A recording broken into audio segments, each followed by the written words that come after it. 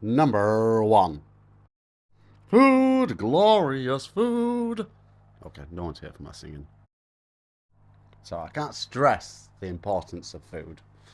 End of the day, you don't want to eat crackers all day, every day, for years, and neither do your fish. So there's two parts to this. A, there's quality and types. So we'll start with quality. My daddy always said, buy right or buy twice. So at the bottom, we have fish food flakes. Pros, tends to be quite cheap and also easy to store. Cons, can lead to poor water quality and it's not very nutritious and can go off quite fast.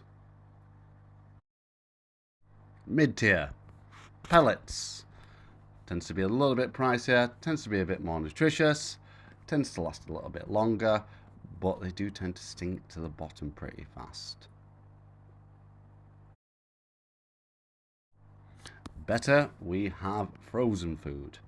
You can get Daphnia, brine shrimp, mixes with garlic. I'd probably recommend bloodworm as the best frozen food, as it is quite hard to cultivate yourself, and the majority of fishers do tend to love it.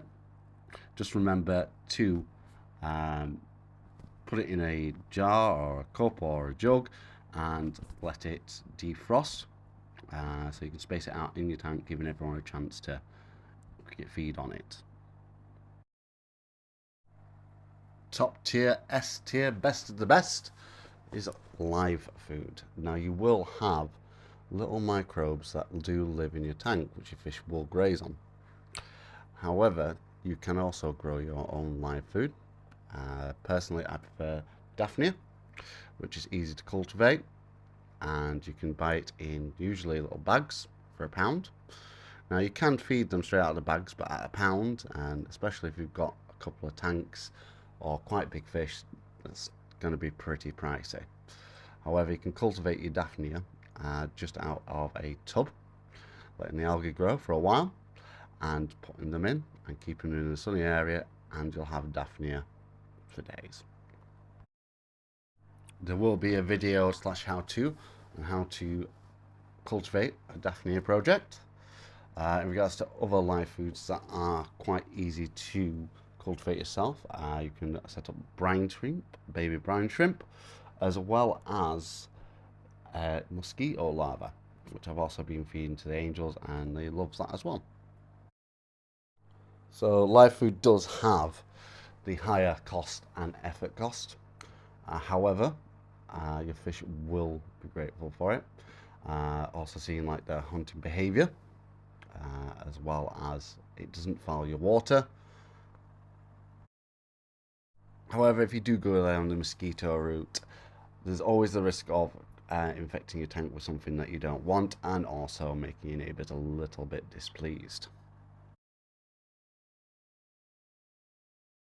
Next, we're going to cover types.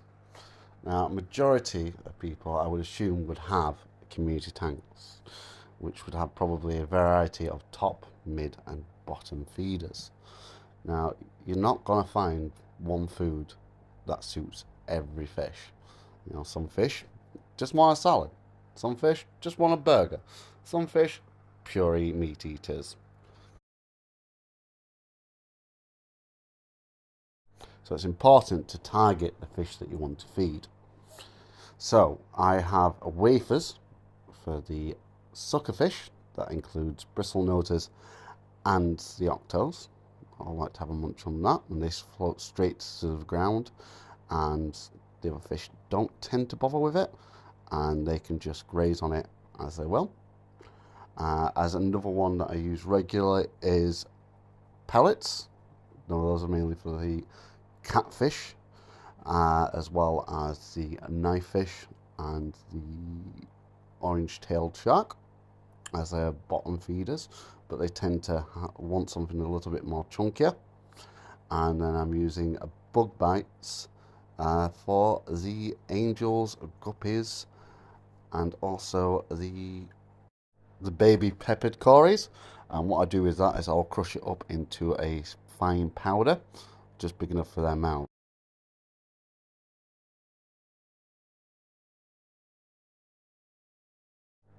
So hopefully this gave you some food for thought. I know, I'm cheesy. But if you could like, subscribe, and if you've got any ideas or anything I've missed, I'd be happy for your feedback. Thank you. And as you stayed to the end, you get a reward, a little picture.